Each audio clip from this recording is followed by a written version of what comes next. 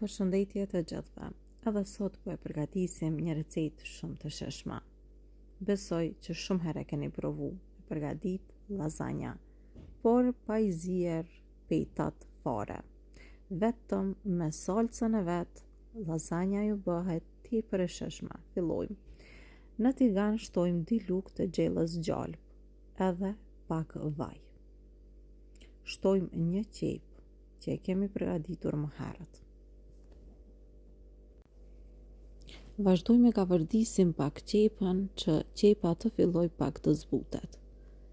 E pastaj shtojmë 500 gram mish të bluar. Qepën edhe mishin do t'i fërgojmë derisa të fërgohet mirë mishi, parafërsisht për 5-6 minuta besoj që do t'a kemi gati.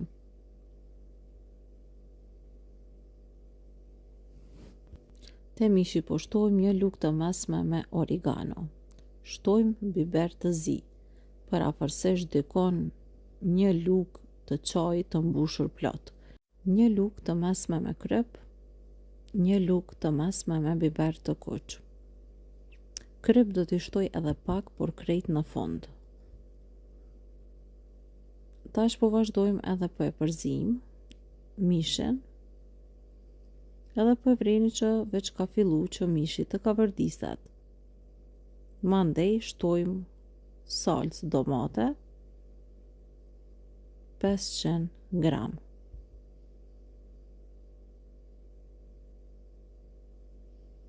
Është salca e domates, kjo që është pak më e hollë.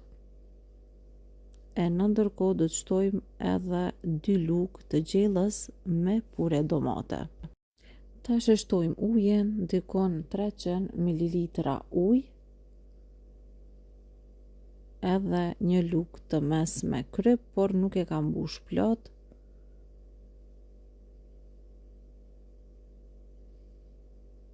Shtojmë pra siç thash edhe 2 lugë të gjellës me pure domate, nga e trasha që është pureja, edhe tash e lam që mishi së bashku të zihet me krejt përbërësit e tjerë, edhe salca të filloj të trashet pak. E ne po vazhdojmë me përgatit edhe salcën bechamel, dhe në një tigan tjetër po shtojmë gjalp. Për këtë recetë do të shtojmë 4 lugë të gjellës gjalp ose margarin, 4 lugë të gjellës me miell. Vazhdojmë edhe e kavërdisim mirë, parafërsisht 2-3 minuta, jo më shumë.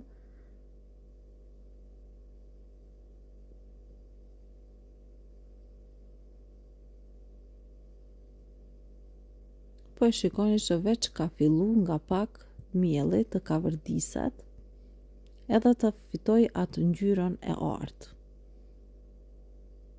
E pastaj shtojmë gradualisht nga pak qumshten. Gjithmonë nga pak, pastaj e përzim.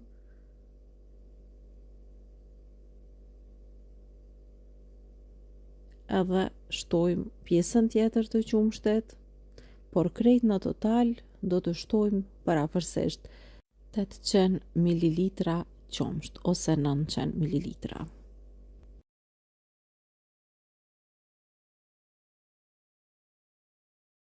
Çfarë është me rëndësi edhe çfarë duhet të dinim? Gjithmonë kur e përgatisim salcën bechamel, është me rëndësi që salcën mos ta lëni të trashë si këto që po e shikoni, por gjithmonë salcën do ta lajmë të hollë, për shkak se në këtë mënyrë ne s'kena nevojë me i zi fare petat e lasagnas, por vetëm se do t'i rendisim në tepsi. Dhe kur salcën e bechamelit e kena lanë pak të hollë, kjo i ndihmon petave që më lehtë ta thithin salcën edhe të zbuten. Pra, vazhdojmë e shtojmë gradualisht nga pak duke e përzi. Salcën bechamel do ta la të zihet vetëm për 2-3 minuta dhe jo më shumë, që mos të trashet shumë. Pasi që krejt i kena gati, po vazhdojmë edhe po e përgatisim lasagnen. Edhe marrim tepsien ku kena me përgatit, edhe këto janë lasagna që unë po i përgatis sot, Pavarësisht tu kam 500 gram, por nuk do të na shkojnë krejt, pra do të mbesin pak. Edhe vazhdojmë shtojmë në fillim sosin e koç me mesh që e kena përgadit. Po e vreni që edhe këtë nuk e kam lënë shumë të trashet. Edhe salcën bechamel po e vreni që është e hollë. Edhe po vazhdojmë me përgadit recetën. Shtojmë nga salca e kuqe në fillim, pra me mesh. Mandej i renditim lazanjat, pra rendisim petat.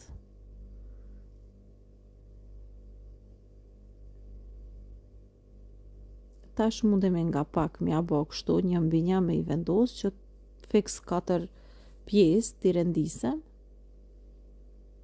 Edhe shtojmë sosin e bardhë. Pra i mbulojmë mirë gjithmonë. S'ka nevojë këtu anash pra me plotsu këtë hapësirën që është, sepse kështu më lehtë e thithin lazanjat krejt sosin që ne po ja hedhem.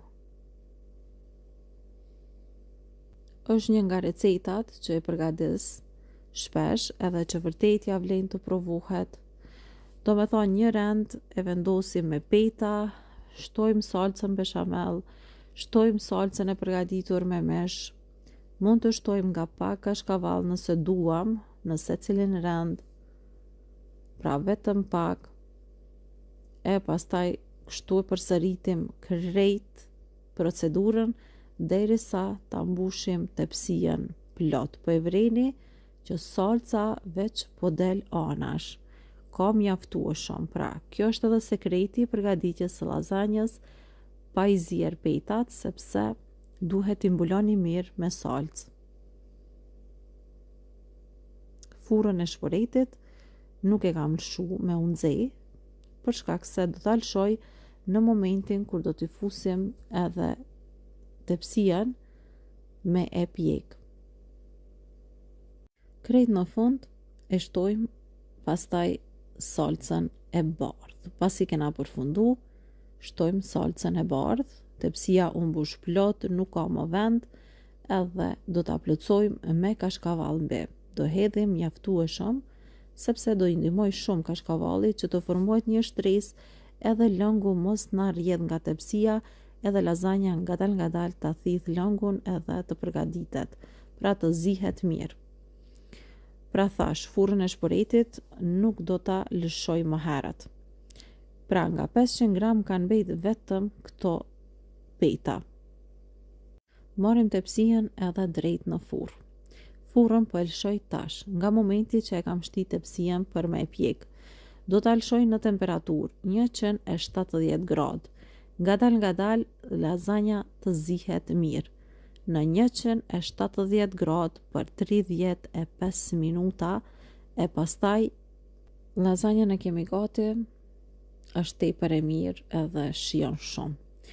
Kjo është edhe një ide se çka mundeni me përgatit për iftarin e sotshëm. Unë shpresoj se edhe kjo recetë do ju pëlqejë të gjithëve. Përgatesni sepse ja vlen ta provoni. Bëhet tepër e shëshme. Të gjithë do ta pëlqejnë recetën. Unë ju dëshiroj agjerim të lehtë dhe të pranuar. Mirëmbëjtje deri në recetën tjetër të radhës.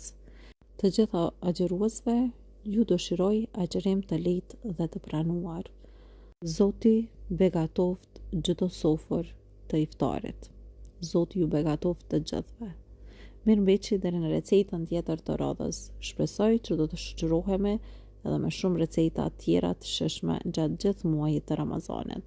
Vetëse tash po ju tregoj se si janë pjekur mirë krejt petat, janë zbut, apo e shikoni edhe vetë këto, po vrehet, veç po ju demonstroj kështu pak, është edhe shikohet se krejt veç janë zbut. Do të më falenderoni për këtë recetë. Nëse e provoni ju boft mirë, edhe unë ju them përgatitni diçka të mirë dhe të shishme për familjen ose për mesafer, sepse ja vlen të provohet kjo recetë. Mirëmbëjtje.